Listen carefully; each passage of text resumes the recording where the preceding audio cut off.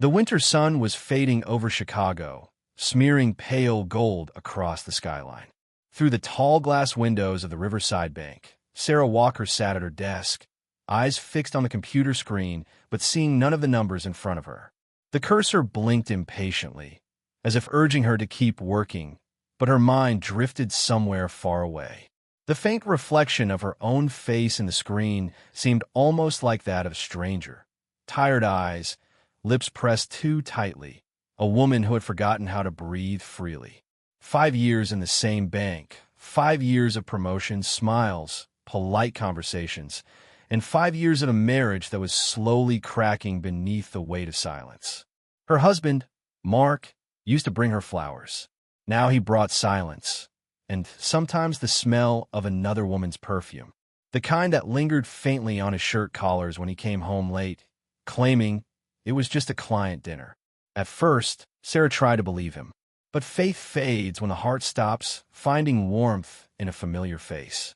That night, the city wind screamed through the narrow streets as Sarah walked home, clutching her coat tighter. The apartment she entered was spotless and cold, like a photograph of a place someone once lived in. Mark was sitting on the couch, scrolling through his phone. "You're late," he said without looking up. "I had to finish the reports," she answered, hanging her scarf. Her voice sounded mechanical, rehearsed. Mark sighed, tossing the phone onto the coffee table. "You're always working. Maybe that's why we're falling apart." "Maybe," she replied quietly, heading to the kitchen. The conversation, like most of theirs lately, ended there, not with a fight, but with the kind of silence that screams louder than shouting. 3 weeks later, Sarah found herself at a small local art exhibit in downtown Chicago. She didn't plan to go. Her friend Olivia, the same colleague who shared her lunch breaks, had dragged her there. "You need to breathe, Sarah," Olivia insisted. "Get out of your spreadsheets and look at something beautiful for once." Sarah agreed, more out of exhaustion than interest. The gallery was warm and smelled faintly of paint and coffee. On the white walls hung vibrant canvases, cityscapes melting into dreams, portraits that seemed alive. She stopped before one painting, a woman sitting by a window, her face half in shadow, half in light. Something in the brushstrokes felt painfully familiar. "Do you like it?" a voice asked beside her. Sarah turned and saw a man, tall, slightly unshaven, with dark eyes that seemed to look right through her. His hands were speckled with paint, his shirt sleeves rolled up. He carried the scent of turpentine and quiet chaos. "It's beautiful," she said after a pause. "It feels like she's waiting for something, or someone." He smiled faintly. "Maybe she is, or maybe she's just afraid to move on." Sarah looked back at the painting. "Did you paint it?" "I did," he said, nodding. "Daniel Reed." "Sarah Walker," she replied, shaking his hand. His fingers were warm, strong, but gentle, like someone who worked with both fire and glass. They talked for several minutes about art, about the city, about nothing and everything. Daniel's words carried a quiet passion that Sarah hadn't felt in anyone for a long time. There was something raw in him, not polished or perfect, but real. Before she left, Daniel said, "You should come by my studio sometime. It's not far. I could show you how the chaos happens before it turns into something like this." She smiled. "Maybe I will." But she didn't. Not immediately. Days passed. Work, home, Mark's indifference, the same dull rhythm. Yet the image of the painting, the woman by the window, wouldn't leave her mind. It followed her through sleepless nights and silent breakfasts. One evening, after another cold dinner with Mark, she walked out without saying a word. The night air bit her cheeks, but she kept walking until she found herself standing before a small brick building with a flickering sign. Reed Studio. Light spilled from the windows. She hesitated, then knocked. Daniel opened the door, surprised but smiling. "You came." "I did," she said softly. "I hope it's not too late." "For art?" "Never." The studio was messy. Canvases stacked against the wall, brushes scattered, half-finished paintings leaning everywhere. It felt alive. She ran her fingers along a paint-stained table and whispered, "This is chaos." "Beautiful chaos," he corrected, picking up a brush. "You can't control beauty. You just let it happen." He painted while they talked. The rhythm of his brush strokes, matched the beating of her heart. He told her stories about colors, about failures, about the way loneliness seeps into the canvas if you don't fight it. And she told him about her job, her empty home, her fear of being nothing more than a shadow in her own life. Hours passed without either noticing. When she finally stood to leave, Daniel wiped his hands and said quietly, "You know, Sarah, you look like someone who forgot how to smile." She froze. "Maybe I have." He handed her a brush. "Then start again." She laughed, the first real laugh in months. Over the next weeks, Sarah visited the studio again and again. Sometimes they painted together, sometimes they just talked. Slowly, she began to feel alive again. The colors returned to her world, not just on canvas, but inside her. Mark noticed her changes, but in the wrong way. "You've been out a lot lately," he said one evening. "New friends?" "Just one," she answered, meeting his eyes for the first time in months. "A man, I suppose. Does it matter?" He slammed his glass down. "It matters when my wife sneaks out at night, like a teenager." Sarah's voice didn't shake. "I'm not sneaking. I'm living."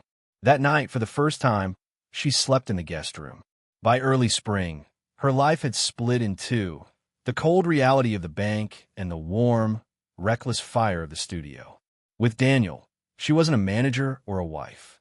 She was just Sarah, laughing, painting, breathing.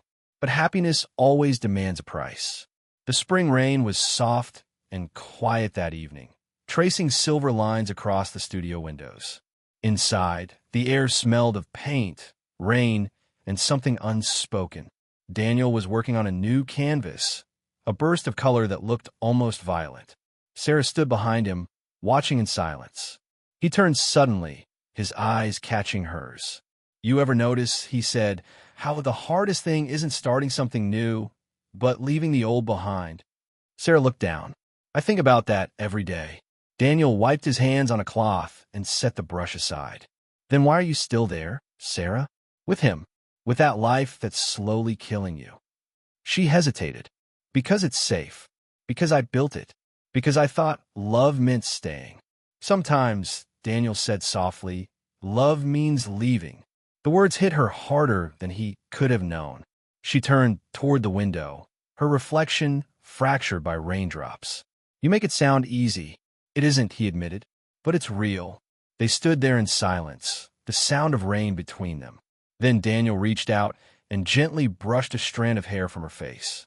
His touch lingered, not possessive, just present. She didn't move away. "I can't promise I'll fix your life," he whispered, "but I can promise you won't face it alone." Her heart trembled. She wanted to believe him. But belief, she knew, could destroy as much as it could save. That night, she didn't go home. Morning sunlight spilled across Daniel's studio, warm and golden. Sarah woke up wrapped in one of his paint-stained shirts, the smell of oil and turpentine clinging to her skin. Daniel was already awake, sketching by the window, his coffee forgotten beside him. For the first time in years, she felt peace, fragile like glass, but real. He looked at her and smiled. "You look different." "How so?" "Like someone who finally exhaled." She laughed softly, but deep down, she knew peace was temporary. The world outside still existed. Mark, the marriage, the office, the whispers that would follow. Still, she didn't want to think about any of that. Not yet. They spent the morning painting together. Daniel showed her how to blend color with emotion, how a single brushstroke could reveal more truth than 1,000 words. "Art isn't about control," he said. "It's about surrender." Sarah tried. Her lines were hesitant, her colors too careful.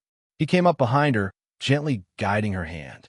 "Don't think," he whispered. "Just feel." The canvas filled with light. When she stepped back, she saw something she hadn't expected, herself. Not as she looked, but as she was, uncertain, hopeful, alive. She turned to him. "How do you do it?" He smiled. "I don't. You did." The following days blurred into a quiet rhythm of stolen hours and whispered promises. She worked at the bank by day, met Daniel at night. It was a secret world, fragile, beautiful, and doomed.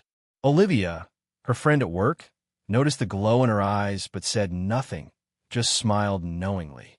"You're different lately." Olivia said one afternoon over coffee. You've got that look. What look? The one people have when they remember what it's like to be alive. Sarah tried to smile. It's complicated. It always is, Olivia replied. But complicated isn't the same as wrong. One evening, as twilight painted the city in shades of blue, Daniel set down his brush and said suddenly, "Let's leave." Sarah blinked. Leave? Yes. Chicago, the noise, the past, all of it. We could go anywhere. Start fresh. Daniel, she began, her voice trembling. That's crazy. Is it? He stepped closer. You hate your job. Your marriage is over. Your soul's starving. What's left here for you? My reputation. My career. Your cage. He interrupted gently.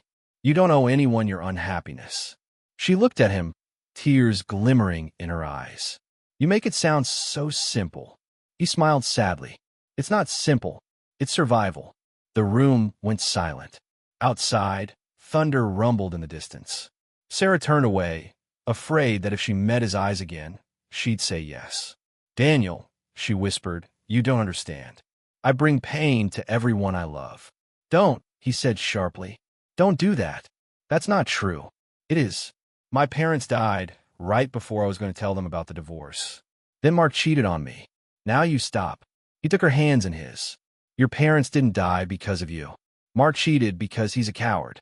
And I'm not suffering. Sarah, I'm fighting. For you. Tears slipped down her cheeks. You shouldn't have to. I want to, he said simply.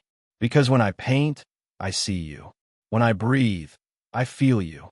You become part of everything I am. She shook her head. No, Daniel. You don't know what you're doing. I destroy everything I touch. He gave a broken laugh. Then I guess I'm already destroyed because I can't imagine my life without you. She turned away, pressing her hands to her face. You don't mean that. Ido. You think you ruined things, but you're wrong. You didn't ruin my art. You didn't ruin my faith. You gave them back to me. Sarah looked at him then, really looked. His eyes were fierce and full of something terrifying. Hope. Daniel, she whispered, I can't risk your happiness. And I can't watch you drown in your fear, he said, voice rising for the first time. You're so scared of hurting people that you keep hurting yourself. And me. Her lips trembled. It's better this way. Better than what? Being happy. Better than losing you later. He stared at her, eyes burning. You're losing me now. The silence that followed was unbearable. The rain outside grew heavier, drumming against the window like a warning. Finally, Daniel spoke, his voice low, shaking. So that's it? You choose fear. I choose reality, she said, forcing the words out. Reality, he echoed bitterly. Reality is that I love you, and everything else can change. You can't change what I am, she whispered. Bad luck follows me like a shadow.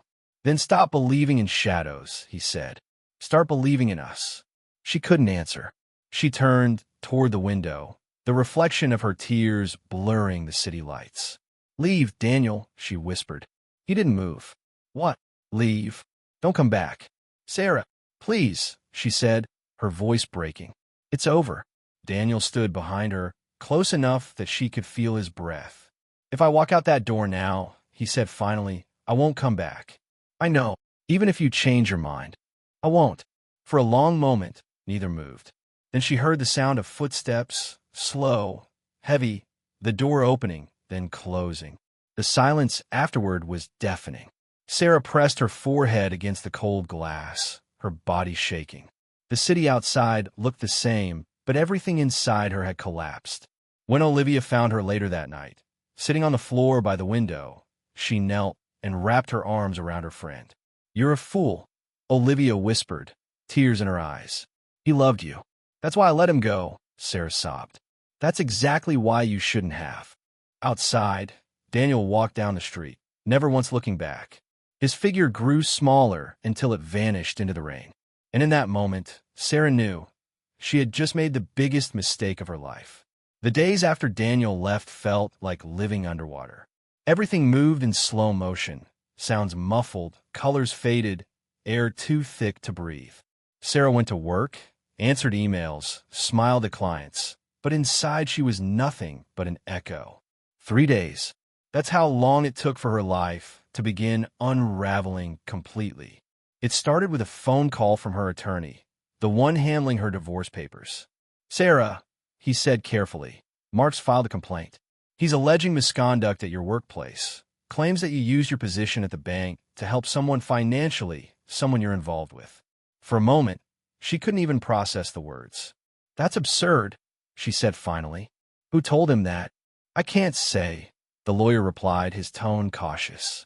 "But the bank's internal audit department has been notified. They'll likely start an investigation."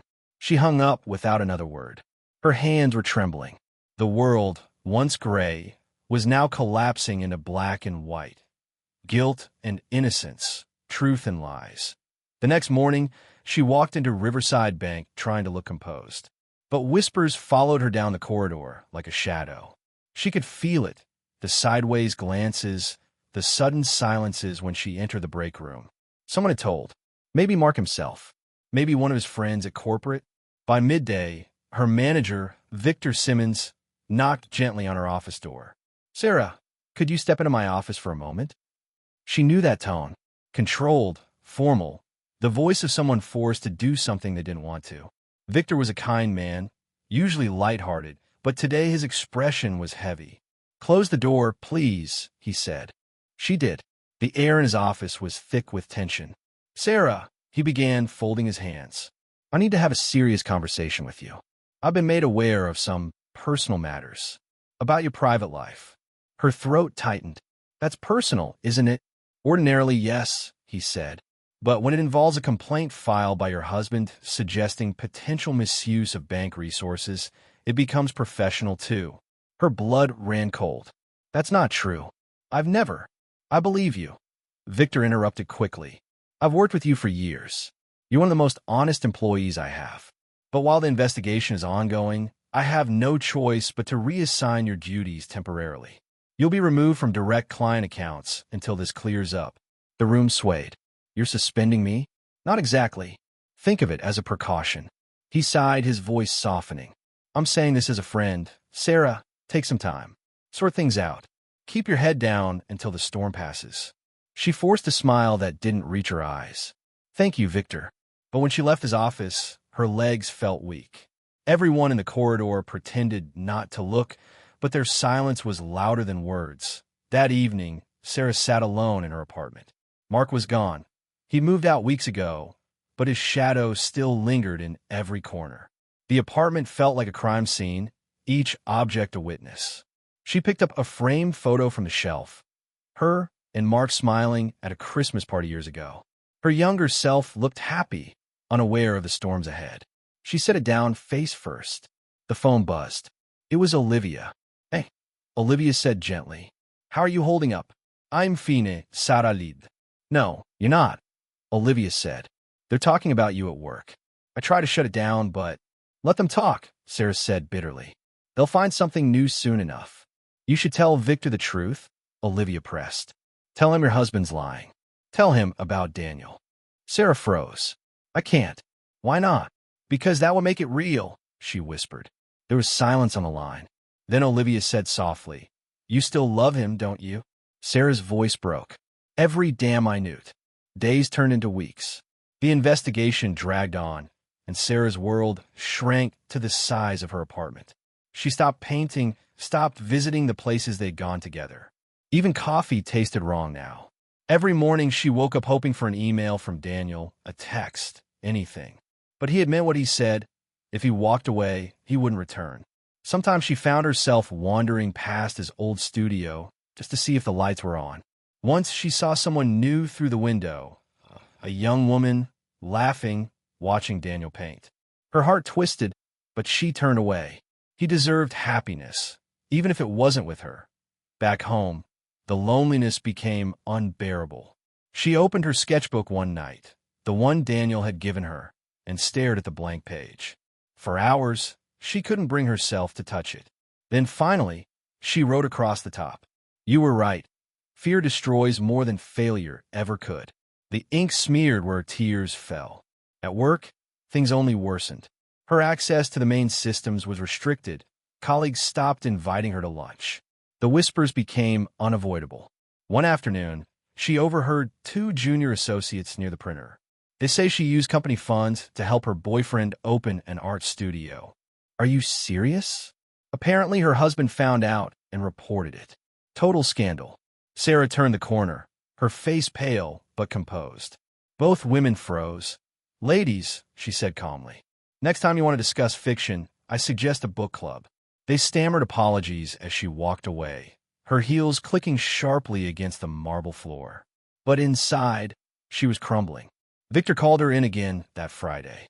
I wish I had better news, he said, looking uncomfortable. Corporate has decided to suspend you pending final review. I tried to fight it, but I understand, Sarah said before he could finish. He looked at her with quiet sympathy. Sarah, for what it's worth, I don't believe a word of it. But perception is everything in this business. She nodded. Thank you, Victor. When she left the building, the sky was gray and heavy, mirroring her own exhaustion. Rain started to fall as she walked toward her car, but she didn't bother with the umbrella.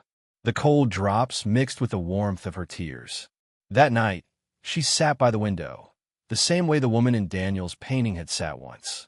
Her reflection stared back at her, haunted and fragile. She thought of calling him, of saying she was sorry, that he'd been right. But pride and fear, the same forces that had driven him away, still held her back. Then, unexpectedly, her phone buzzed. A message from an unknown number. Her heart leapt before she even opened it. Sarah, this is Daniel. I heard what happened. I'm so sorry. Her breath caught. You don't have to face this alone. If you want to talk, come by the studio. It's still your place, too. She stared at the message for a long time. Then, slowly she typed back. I can't. Not now. And she didn't send it. She deleted the draft and locked her phone. But for the first time in weeks, she smiled through her tears. Because somewhere in the city, Daniel still cared. The next morning, she decided to fight back. Not for Mark, not for the bank, but for herself. She contacted her lawyer, gathered every record, every email that proved her innocence. For days, she worked tirelessly, reconstructing the truth. When the bank's review board finally met, Sarah walked into the room calm and composed. Mark was there too, sitting smugly across the table, his lawyer whispering in his ear. She ignored him. Her voice didn't tremble as she spoke. The accusation that I used company resources for personal benefit is false. I have transaction records, witness statements, and time logs to prove it. She handed them the documents one by one. Every fact was clean, precise, unshakable. When she finished, the room was silent. Even Mark looked unsettled. Victor glanced at her, pride flickering in his eyes. Thank you, Sarah. We'll review everything. As she turned to leave, Mark whispered sharply, You always think you can win, don't you? She paused. No, she said quietly. I just stopped being afraid to lose. Then she walked out, head high, heart steady. Outside, the city was bright again. Sarah never told them her full story, but sometimes she'd say, This place exists because I was afraid once, and I don't want anyone else to live like that. Mark, surprisingly, stayed silent after the hearing. Their divorce finalized quietly. The last time she saw him was at the courthouse, signing the final papers. He looked older, exhausted in a way that no amount of sleep could fix. When he tried to say something, she stopped him with a gentle hand gesture. It's okay, Mark. You don't have to explain. He nodded. You really loved him, didn't you? Sarah hesitated, then nodded. Yes, but it wasn't about him. Not anymore. It's about who I became because of it. They shook hands, not as enemies, but as two people finally free of the lies between them. After he left, she walked outside and breathed deeply. For the first time in years, the air felt light. Life moved quietly after that. Her studio grew, and sometimes she taught evening classes. She started sketching again, rediscovering the joy she'd buried. Every once in a while, she thought of Daniel, the way he laughed, the warmth of his eyes, the gentle certainty in his hands when he painted. She'd heard his work was gaining attention. His latest exhibition, The Distance Between Us, had opened in New York and been featured in art magazines. She was proud of him, even if he'd never know. One day, while cleaning the studio, she found something at the bottom of a supply box. an old paintbrush wrapped in cloth. Her breath caught. It was his, the one he'd left at her place months before everything fell apart. For a long time, she just held it, thumb brushing the worn wooden handle. Later that evening, she placed it on the shelf near the window, not as a relic, but as a quiet reminder that love, even when lost, could leave something beautiful behind. It was early June when their paths finally crossed again. The day had been long, filled with classes and errands. As she was locking up the studio, she heard someone behind her. "Still closing up late, I see." The voice froze her in place. She turned slowly. Daniel stood a few feet away, holding a small canvas under his arm. His hair was a little longer now, his face leaner, but his eyes were the same. For a moment, neither of them spoke. The city noise faded around them, leaving only the quiet rhythm of their breathing. Finally, Sarah found her voice. "You're supposed to be in New York," she said, her tone light, unsure. "I was," he said, stepping closer. "But I heard about the blue door. I wanted to see it for myself." He smiled softly. "You did this, didn't you?" She nodded. "It's something I needed to do."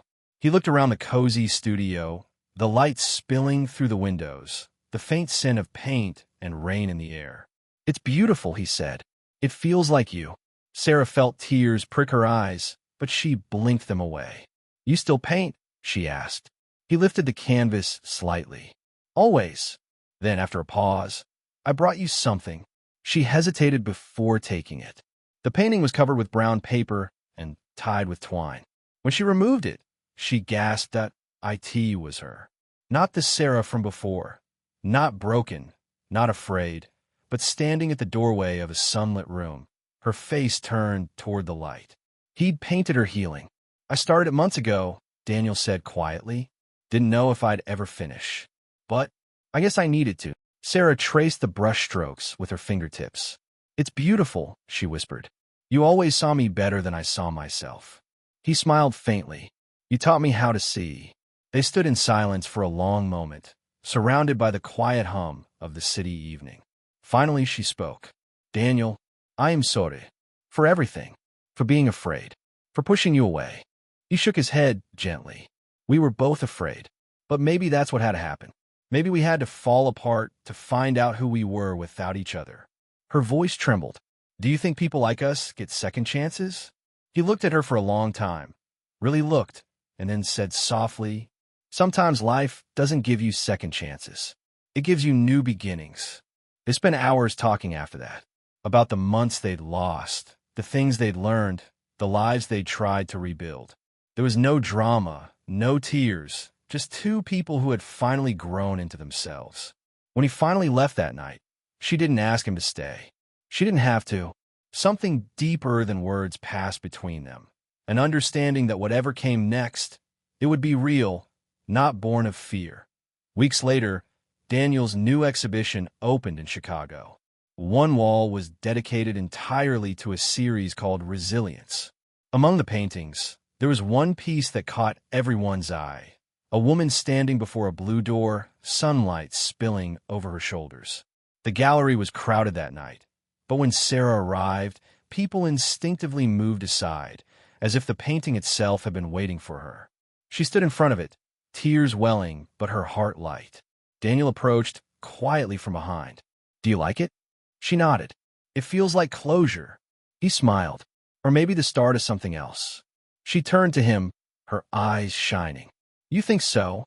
He hesitated, then said, "I think we both learned how to stop running."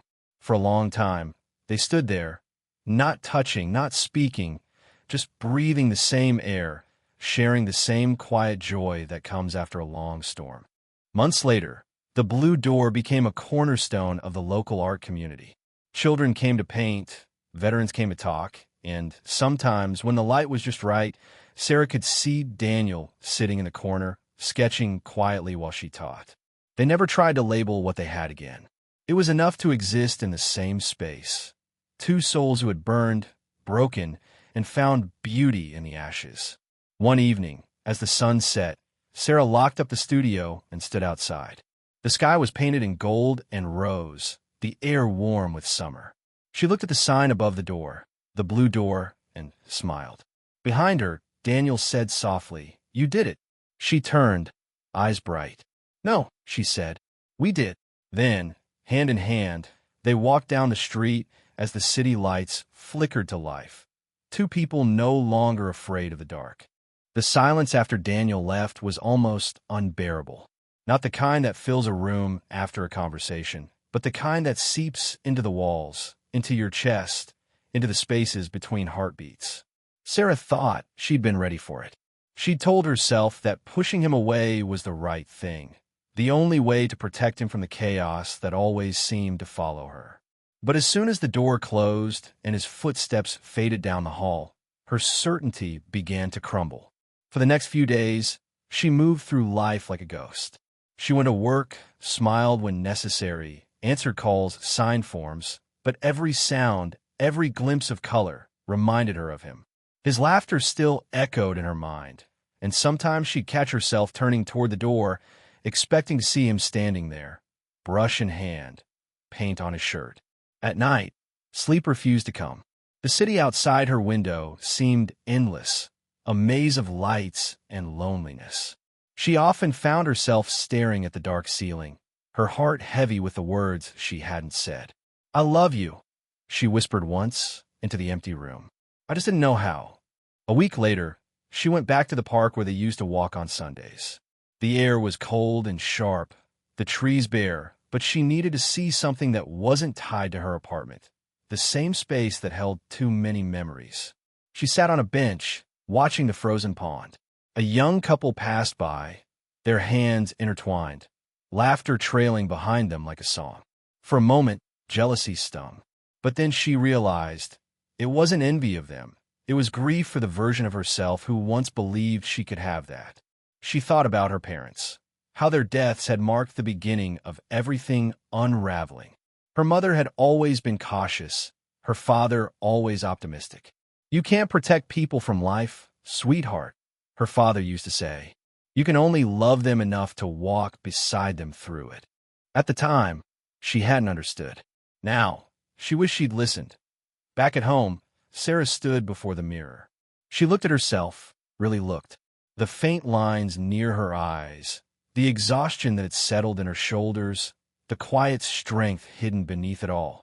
For so long, she'd seen herself as a source of pain, the woman who brought misfortune, who destroyed things just by caring. But now, staring at her reflection, she saw something different. She saw survival. She'd endured loss, betrayal, judgment, and heartbreak, and she was still standing. That realization didn't erase the ache, but it changed its shape. The pain became a companion instead of an enemy, a quiet reminder of where she'd been and what she'd learned. That night, she did something she hadn't done in years. She painted.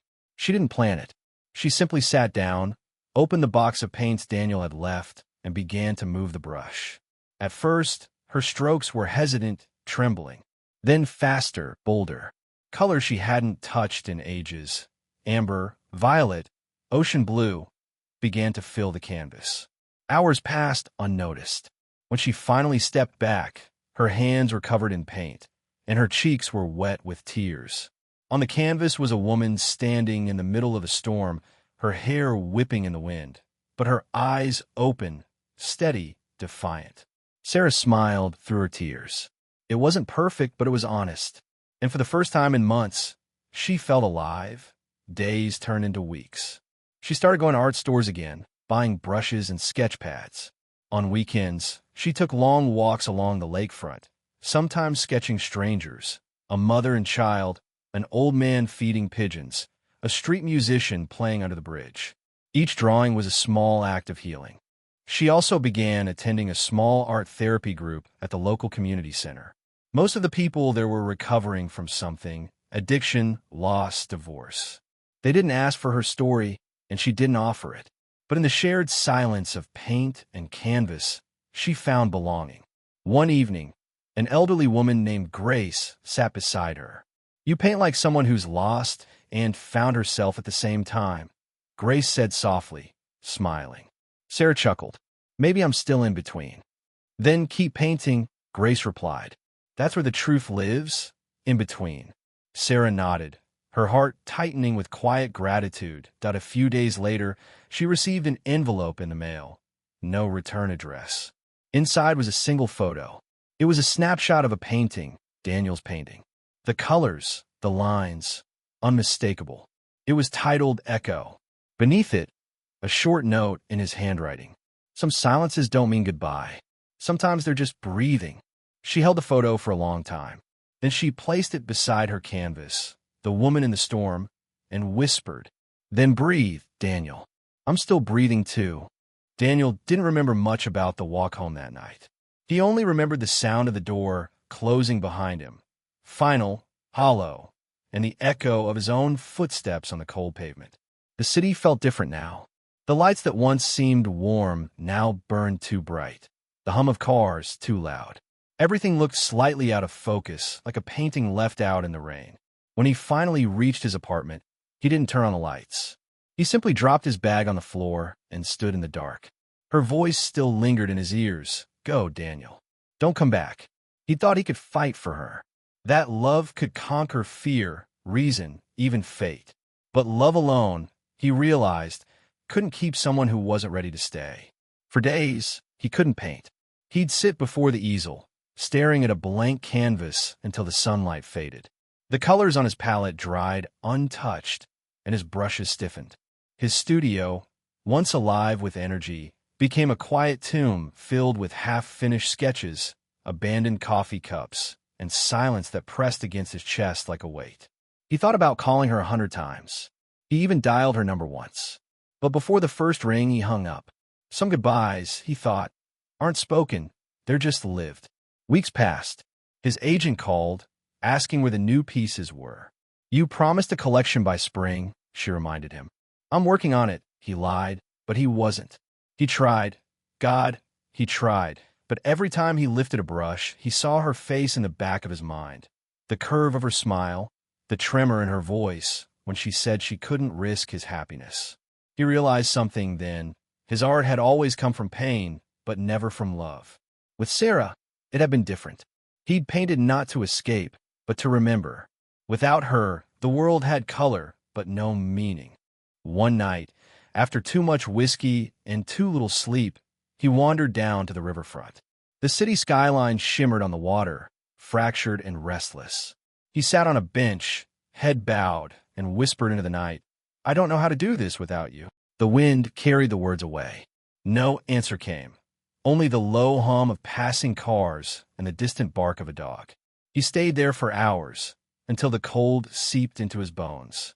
When he finally returned home, something in him shifted, not healed, not yet, but softened. He walked to his easel, turned on the light, and stared at the blank canvas again. "Okay," he said quietly, as if speaking to her. "Let's start over." And he began to paint. At first, his hand trembled. The strokes were uneven, desperate. But little by little, the chaos found form. He painted a figure, a woman standing at the edge of a storm. Her hair tangled by the wind, her eyes filled with light and sorrow. It wasn't Sarah exactly. It was what she had become inside him, a force, a memory, a truth. He worked through the night. When the first light of dawn touched the canvas, the figure was complete. He stepped back, exhausted, tears streaking his face. "Still beautiful," he whispered, "even when you're gone." Over the next few weeks, Daniel worked relentlessly. He stopped drinking, started running again, filled his walls with sketches. He didn't know what he was painting toward. Maybe forgiveness, maybe closure.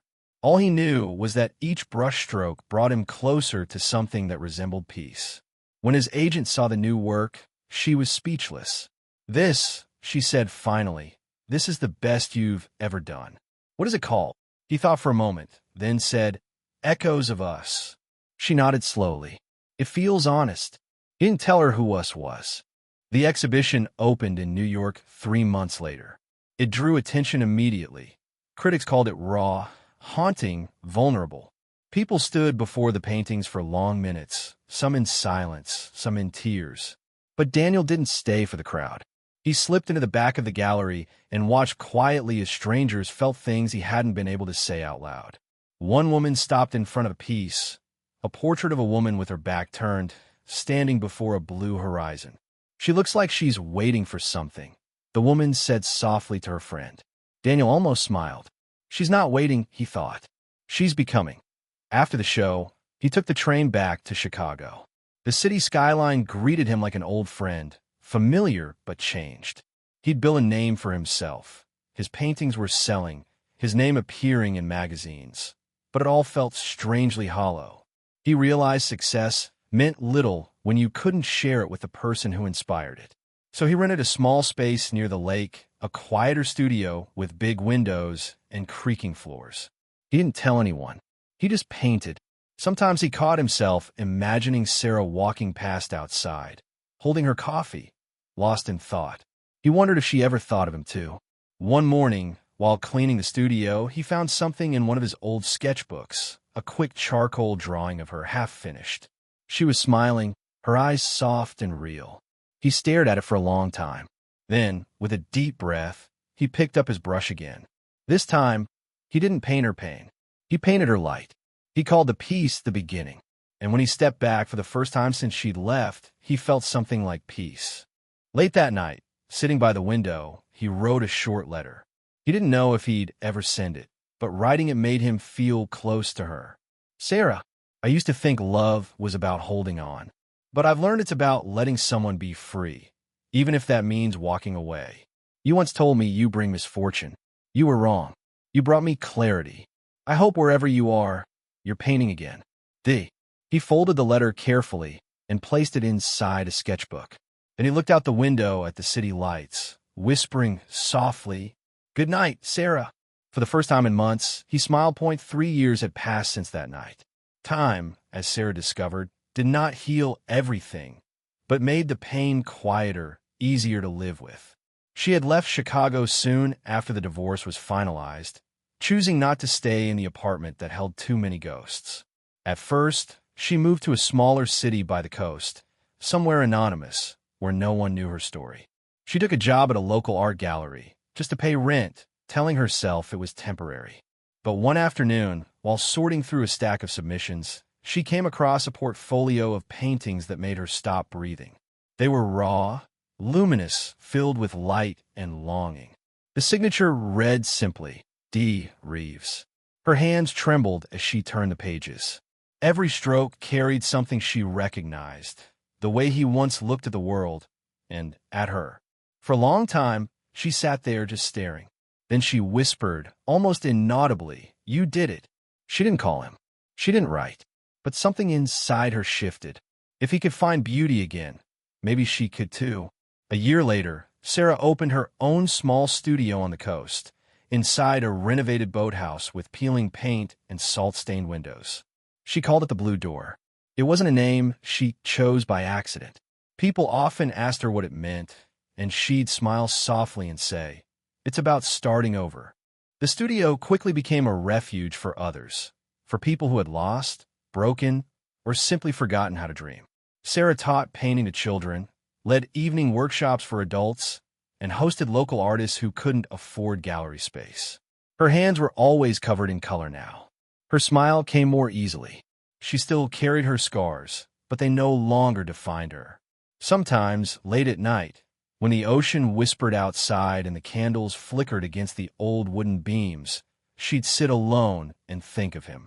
She didn't know where he was. Maybe still in Chicago. Maybe somewhere far away. All she knew was that the thought no longer hurt. It simply glowed quietly in her heart, like a memory that had stopped asking to be relived. Then one autumn afternoon, while she was arranging canvases for a charity auction, the bell above the door chimed. She turned around and froze. Daniel stood there, holding a small bouquet of white lilies. His hair was a little longer, his face more lined, but his eyes were exactly the same. For a moment, neither of them spoke. The sound of the waves outside filled the silence. Finally, he smiled, that familiar, gentle smile that once undid her completely. "I was told there's an artist here who paints hope," he said quietly. "Thought I'd come see for myself." She laughed, though her voice trembled. "You found her." He took a slow step closer. "I almost didn't. Took me a few years to learn how to stop running from the things that hurt." "Me too," she said. He looked around, at the paintings on the walls, the smell of turpentine and sea salt, the bright blue door standing open to the sunlight. "You did this," he said. "You made something beautiful out of everything that tried to break you." She hesitated, then nodded. "So did you." He smiled again, setting the flowers on a nearby table. "I saw your name in a magazine last month. Said you're opening community art centers across the coast. You're changing lives, Sarah." Her eyes softened. "Maybe. Or maybe they're changing mine." They sat by the window, 2 cups of coffee between them, and for a while, the years fell away. They talked about everything and nothing. The children she taught, the exhibitions he'd held in Europe, the way both of them had learned to live without expecting closure. At one point, he said, "Do you ever think about us?" She looked out at the ocean, its endless rhythm of retreat and return. "Sometimes," she admitted, "but not the way I used to. It doesn't ache anymore. It just reminds me that once I felt something real." He nodded slowly. "Me too." There was no accusation in his voice, no longing, only peace. After a long silence, Sarah rose and walked over to one of the new canvases propped against the wall. It showed a woman standing in front of storm, her hair wild, her hands open to the rain. She glanced back at him. "You inspired this one," she said softly. He studied it, and for a moment, emotion flickered across his face. "She's not afraid anymore." "No," Sarah said. "She's finally free." The sun was setting when he finally stood to leave. The studio glowed with golden light, dust motes floating like tiny stars. He turned toward the door, then hesitated. "Do you think we'll ever?" He trailed off, unsure how to finish. She smiled faintly. "Maybe we already have, just not the way we expected." He nodded, understanding perfectly. At the threshold, he paused, running a hand across the blue-painted wood. "It's a good door," he said softly. "It leads somewhere better," she replied. He smiled one last time and stepped outside, disappearing into the light. Weeks later, a package arrived for her. No return address, just a simple brown box. Inside was a single painting, a woman standing before a vast ocean, her reflection merging with the sky. On the back, a handwritten note. "For Sarah. Some doors close so others can open. Thank you for teaching me how to walk through mine." Sarah held the canvas to her chest, her eyes glistening. Then she hung it on the studio wall, right beside the entrance where everyone would see it as they walked in. Every person who crossed that blue threshold paused for a moment, drawn to the painting without knowing why. And Sarah, standing nearby with pain on her hands and peace in her heart, would simply smile. Because she knew the story wasn't about heartbreak anymore. It was about transformation, about finding beauty not despite the pain, but because of it. That evening, as the last visitors left, Sarah locked up the studio and stepped outside. The air smelled of salt and evening rain. She turned the key in the blue door, whispering softly to herself, "Good night, Daniel." The waves answered with their gentle rhythm, endless and calm. And as she walked home along the quiet shore, the stars began to appear, one by one, over the blue door, glowing like small promises kept.